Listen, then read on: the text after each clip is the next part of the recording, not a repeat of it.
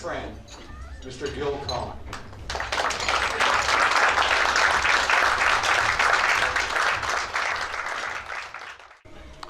Sometime during the Second World War, at the McCall Elementary School in downtown Philadelphia, the sixth grade teacher walked into his classroom one morning holding a copy of the Philadelphia Inquirer under his arm. He went to his desk and unfolded the copy of the Inquirer for the kids to see. The headline read, 60 U.S. bombers shot down over Germany. That's 600 crew, many casualties, killed, captured, wounded. My teacher, Mr. Brown, wanted to impart on us the very cost of war. And it didn't come just as watching a rah-rah war movie, but it was real. And relatives, some of my own family and others, all around the neighborhood, you knew when that telegram came. That started my interest, I think, in aviation in general and the 8th Air Force in particular. Later, I went to art school, graduated, was drafted into the Army in 1953. Happened to be, I was sent to Germany with U.S. intelligence as an artist in the village of Oberursel, Germany, about 10 miles northwest of Frankfurt am Main. Oberursel might sound familiar to a few of you because it was the main interrogation point for downed Allied prisoners of war, who were mostly American and British, who were shot down. And here I was, right at the same place, the same buildings, and all of it. Interesting coincidence with my interest in that particular subject, and I was right there, and I found out a lot of stuff. After the war, after my service, I should say, I came home and started my career as an illustrator. And I've been an illustrator ever since that time. Books, magazines, movie posters, you name it, I did it. Even some action-adventure magazines that were popular in the 50s and 60s and going into the early 70s. Yeah, I did some of those too. And they paid the bills, paid the mortgage, and they were kind of fun too, I might add. Okay, let's cut to the chase. This undoubtedly has to be a familiar painting to most of you here. I started doing paintings based on aviation art, particularly the 8th Air Force, sometime starting around 1990. And I did quite a few, and some of them became fairly popular. And I decided, I think I would love to do a debriefing scene. So, had to get people to pose for me. And I had a friend named Judy Hopkin, who lived out my way in Bucks County, Pennsylvania. And I contacted Judy, and she said, I know just the right people. She said, there's a group in northern New Jersey, the first composite group, or something like that, she said. So I said, how soon can we arrange this? And where can we do it? She said, there's a loft above either a garage or a barn out in the country land in that area. We can do it there, and we'll all meet there. I said, great, terrific. When can we do this? I had the camera set up, and I played Cecil B. DeMille. Now, when I do a photo shoot, I want them to be as natural as possible. And the way you don't do it is to say, now I want you to relax and be natural. But somehow I managed to do it, and I had some good results from it. Now, to be sure, not all of the reference photography for that painting was from that particular group. There were others who had also posed. And I worked it out so that I would take the best parts of all of the groups that I used. I think it was only 2, really, not more. And this is the result, and this is the painting. It seems though Al suggested, why not have one of the men show some sign of a minor wound, like on his hand. So Al Parisi suggested this. I don't know who did it, who was good in first aid, but they wrapped up. Who was the young man who posed? Bobby. What was his name? Ottaviano. Bobby. Okay. Did he enlist in the Army shortly after that? Yes, he did. Okay, so I'm right in my memory of that. Yeah. He was terrific. And he just sat there. I mean, he just stood there. They bandaged his hand, and he had this look. And I took a few shots.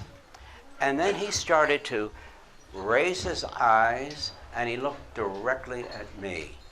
And I shot that picture. Now, normally it's a no-no to have somebody pose, unless it's a portrait, in a scene, to look directly at the viewer. But I know there's a precedent in this, and some great artists in the past, French Impressionists, Manet used it, I know that, and a few others, where a subject looks directly at the viewer. And I thought, boy, that looks terrific. It looks like he's in some kind of shock. And yeah, and the coffee mugs were just perfect too. I don't know who supplied those, but I still have those. you still have those. A place of honor on a cutting board. We're ready for the next shoot. Oh, okay. All right, here again, we have an intelligence officer, and I know that one of the shots were taken of a member now deceased. Give me his name. Bill Larkin. Okay, he posed, and again a few others, and Al posed as the pilot, presumably the pilot, but again I made changes and I worked it out, and I think somebody else from this group posed as the intelligence officer. That was 6 rounds.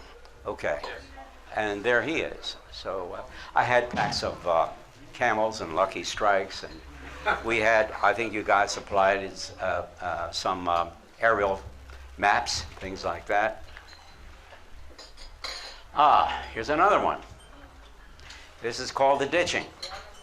The story behind this is this was a commission from a surgeon in Houston by the name of Tom Grider. And Tom commissioned me to do this painting depicting his father, who was a navigator on the bomber Heavenly Body of the 385th Bomb Group. It seems as though his father and the rest of the crew, their ship was in bad shape and it was going down. They knew it wasn't going to make it across the North Sea back to their base in England. And so they crashed their plane, ditching it into the North Sea. This is Tom's dad. I forgot his first name. Herb Grider. He didn't live terribly far from me. He lived in the Hershey, PA area, and he was still around. He's still around now, I think. And he was one of the last to get out. He was in the center area where a crew normally goes when a plane, a B-17 lands or even ditches. And so it broke open. The pilot and co-pilot were instantly killed. And so you had the survivors. The raft was launched from that space. And here you have crew members climbing on board. Now, how do you do a photo shoot like that? Well, you charter a boat, you go out into the Atlantic, and then you throw them overboard. And you throw a yellow life raft after that, and then you take pictures while they try to save themselves. That's what I wanted, but they refused. They refused me. So I had to settle for them lying on grass somewhere in this area near somebody's home. Norman Auslander's house. Right, Auslander, his home, right. Yeah, and so we had the grass, and it looked absolutely silly. And I'm taking the pictures, and I'm telling them what they needed to do as you're grasping. This poor chap is being hauled on board. They're pulling him, and I think, you guys might recognize yourselves, and maybe not. Casano. Ah, Paul Casano, he's being pulled by his hair. this is Paul Casano? Yeah. Oh, okay. Is Paul here? Yep. Yes, he's right here. Still got his hair. Oh, yes. Take a bow. Yeah, right. You might get an Academy Award for Best Supporting Actor. Okay, well, that's how it was basically done. And I did my research and all of that. And what happened, if I might tell you the real story behind this, with Herb Greider, he had virtually drowned. He was lying washed in the ocean. He had a life preserver around him, a life vest, I should say, a Maywest, and he had virtually drowned. An RAF Air Sea Rescue boat came that had been the ditching had been reported by a P-47 that was flying overhead, and then they got an air sea rescue boat, RAF. They rescued all these guys, pulled them on board. Herb was unconscious, and they thought he was really dead. They applied artificial respiration, which is what they did in those days. And after a while, he came back to life. And ever since then, he always felt his second life began on that day. This was the first of the whole series, Coming Home England, as you see. And that started the thing going. And so this Prequels, the last one we saw, the last slide we saw, the last couple. But that kind of put me on the aviation art map. And that was done back in 1990. None of them were easy, and this certainly was not. And it took a lot of research, but basically it's Harry Crosby at the navigator's table. This is the 100th Bomb Group. In front of him, I should say, at the plexiglass, is Jim Douglas, who was the bombardier. Seems though those guys didn't get along when they were not on the mission. They were not. They just.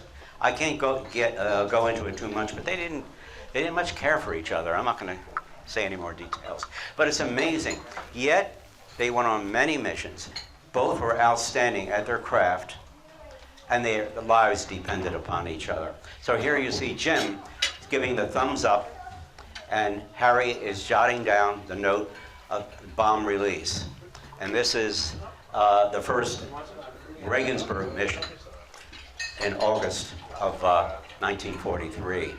They then headed course for North Africa. This is Eyes of the 8th.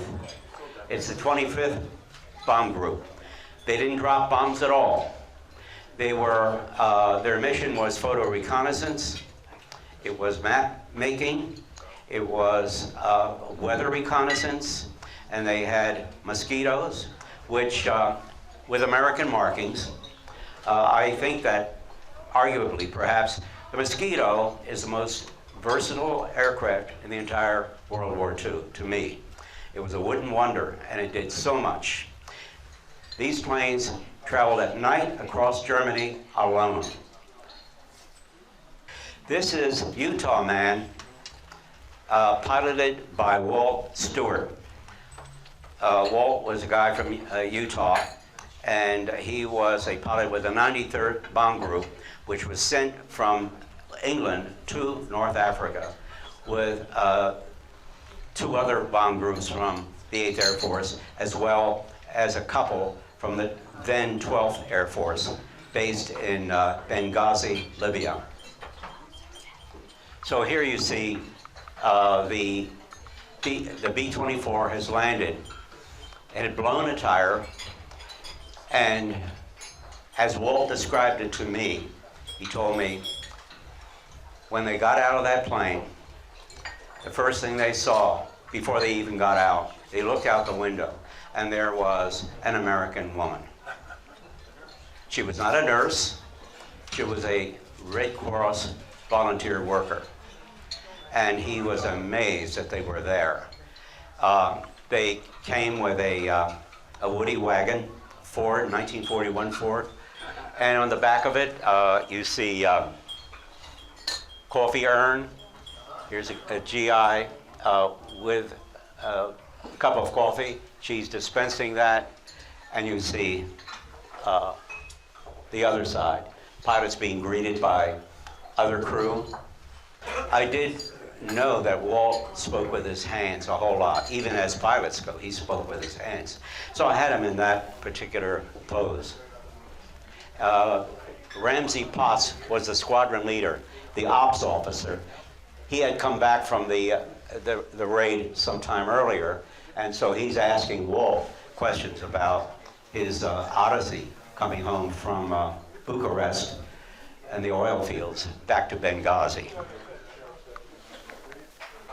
Okay, here's another one I think a few of you guys are involved in. Rosies Crew, Thorpe Abbotts, 1943. Now, I think many of you must know about Rosie, one of the greatest heroes of the 8th Air Force. And so I'm not going to go into his history. Suffice to say, he did 3 tours of duty, was shot down twice over German-occupied country. And eventually, he got back after being shot down a 3rd time and met by Russians when they thought he might have been one of the Germans, he and the remainder of his crew. And so they had an odyssey themselves all the way across Poland, through Russia, into Moscow. They were wined and dined by the Russians. The American ambassador at that time was Averell Harriman, and he took him to, he and a few of his crew. I don't know that they even bathed, I'm not quite sure, but they looked a mess, and they're at the Bolshoi Ballet. So all of this happened, and he eventually, in a circuitous route, he finally gets back to England. By this time it's April, and he reports for duty with the 100th Bomb Group, and they said, Rosie, the war's over for you. In fact, we've run out of targets. And so Rosie eventually got home, and he lived and worked in New York City in corporate law. And at that point, the war was over, and word came down the pike that President Truman had appointed Supreme Court Justice Robert Jackson to head the U.S. prosecution team at the Nuremberg War Crimes Trial. Seems as though Justice Jackson needed some assistance, and so Rosie wanted to go. And so there he was, now back in Europe as the assistant. When he went aboard the ship at New York Harbor, now he's a civilian, there was a very pretty Navy wave walking up the gangplank. He did not fail to notice her, and he tried to strike up conversation while the ship was sailing to Europe, and she rebuffed him. And then she found out what a hero he was, and that she was more receptive. They had a shipboard romance, and they were married by a Burgermeister in Nuremberg when they got there. Turned out she was also working for the prosecution team as well.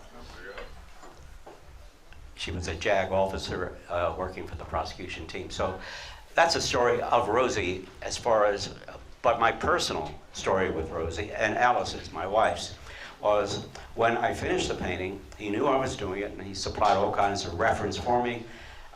He had much to say. And finally, we came to his house in Harrison, New York. It was Alice, myself, and a couple others who were helping out. And we showed them the painting. What happened was we went into their living room. We had a white sheet draped over the painting. And the painting's pretty big. It's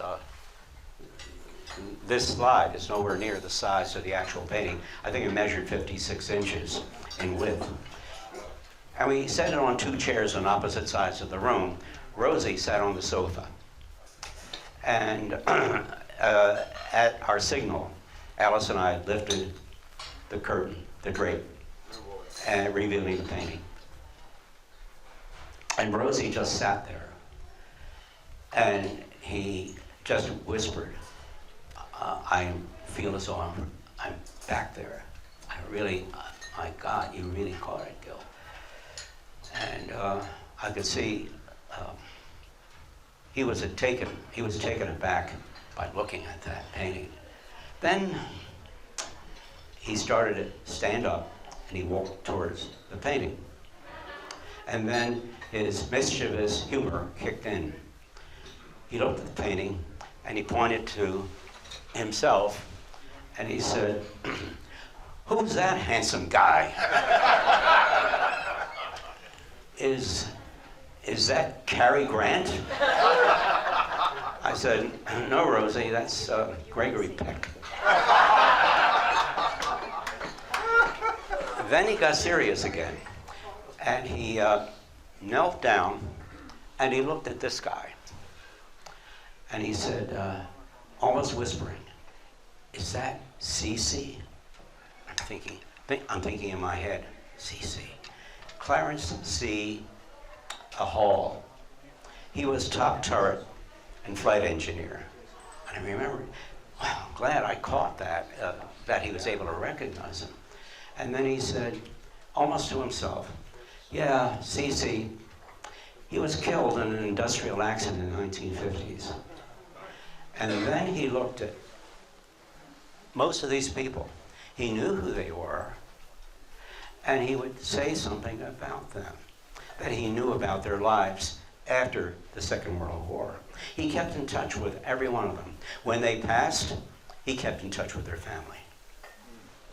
He was quite a guy, quite a guy. And then it was time, if I can just say this, I hope I'm not taking up too much time, but then it was time to sign the prints. We not only brought the painting, but we brought something like 1,100 prints that he had to sign, that we both had to sign, of this painting. And so we were set up on a table. I sat at one place. To my left sat Rosie. And now I'm left-handed, but we kind of worked it out. And so Rosie signs first. Somebody hands it to me, and then another person takes the print and packs it away. So somebody takes the print, Rosie first, then me, and then it's packed away. So they start doing this, and Rosie starts signing.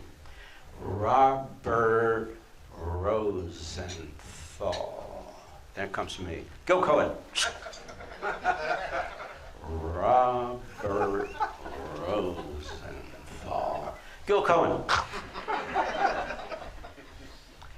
Then after a few of these, Rosie puts the pencil down. He said, "Look, how about if I sign Gil Cohen, you sign Robert Rosenthal?" Ultimately, he signed Rosie Rosenthal, and we got the job done. But he was quite a guy. He really was. Incredible sense of humor, and his men loved him. And when I interviewed some of the men while doing research on the painting, his right waist gunner, I've forgotten his name, but he started weeping on the phone while he's describing how Rosie, thank God he was the pilot, he got them home when they thought they were goners. And yeah, it's quite something. As a matter of fact, it sounds like a Hollywood movie, but it's real, and I haven't even begun to say all of the things that about this guy. But when I say it's like a Hollywood movie, it will be. Yeah, Tom Hanks and Steven Spielberg are in the process of producing a movie. Who is the not the website, the TV station or HBO? HBO, that's it. Yeah. So this is being done for HBO, and it's going to be a 10-part series, much as the other two, Band of Brothers and The Pacific. It'll be different in other ways, though.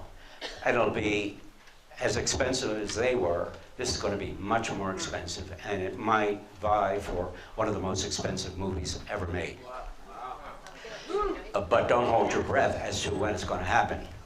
Well, I attended the 100th Bomb Group get-together in Dulles, Virginia, this past October.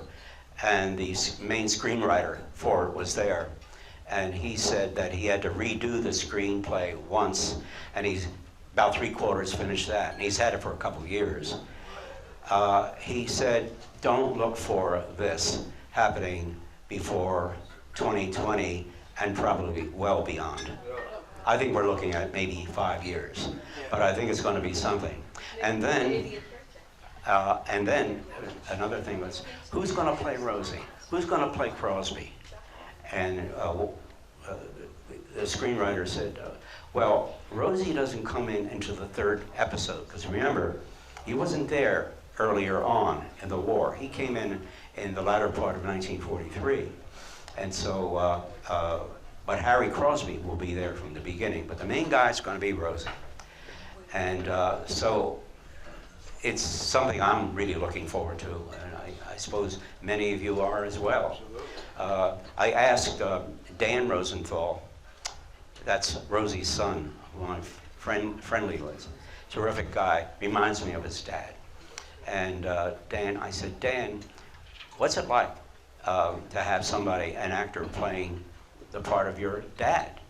And he said, Tom Hanks asked him that. Who do you think should play your dad? And he had no idea, just no idea at all. But it was kind of a game that Alice and I played with each other as to who do you think should be. And we both adamantly disagree with each other as to who that actor might be. But in the end, of what I do know, it's not going to be a known big star. It's going to be an unknown, as it should be. Otherwise, you think of the movie star and you don't think of the character. This was done within the past 2 years. Wounded Aboard, and this is the pencil drawing for it. This is, after I work out sketches, this is what I wanted to show. And what I wanted to feature in this one were the ground mechanics who did so much of the work. And I wanted to feature them for this particular painting. The painting is called Wounded Aboard. This is what's happening. It's rather obvious. Here's B-17s coming back to an air base from a mission. The one here has dropped 2 red flares, indicating wounded aboard. Now, they've been waiting all day for these planes to return, obviously. And so you see their attention is on that. Everybody on the ground, ground crew. Bicycle, of course, the prime means of transportation at these pretty big air bases. And so you see that. And you see the men on the control tower, and they're going to fire up a green flare, as you know, to give that plane priority for landing. But I wanted to do this, and here is perhaps an engineer officer who's just getting into the Jeep and going out to the field. This is the newest one I've done, and this was done for the 100th Bomb Group.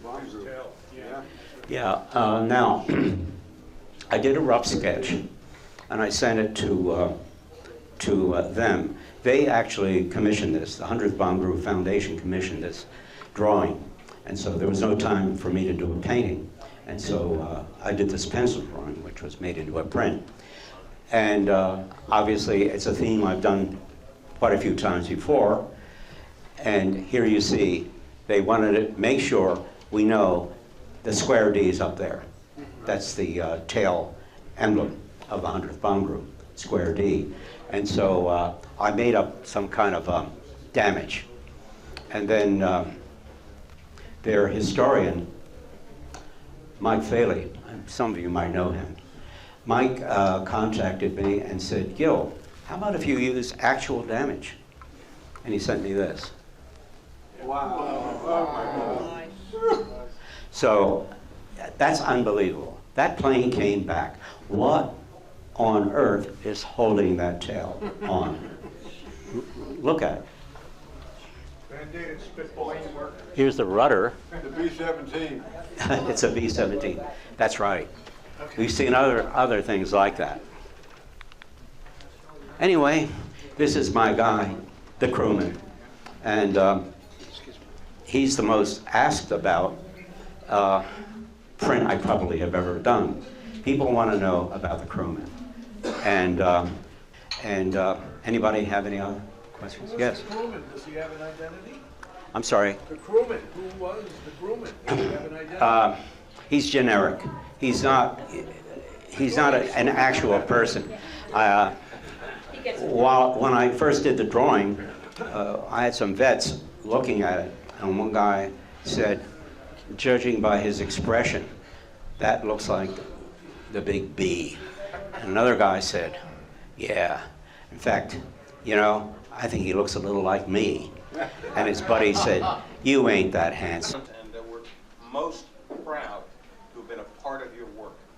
Well, I'm honored to be part of this group, truly. Thank you very much.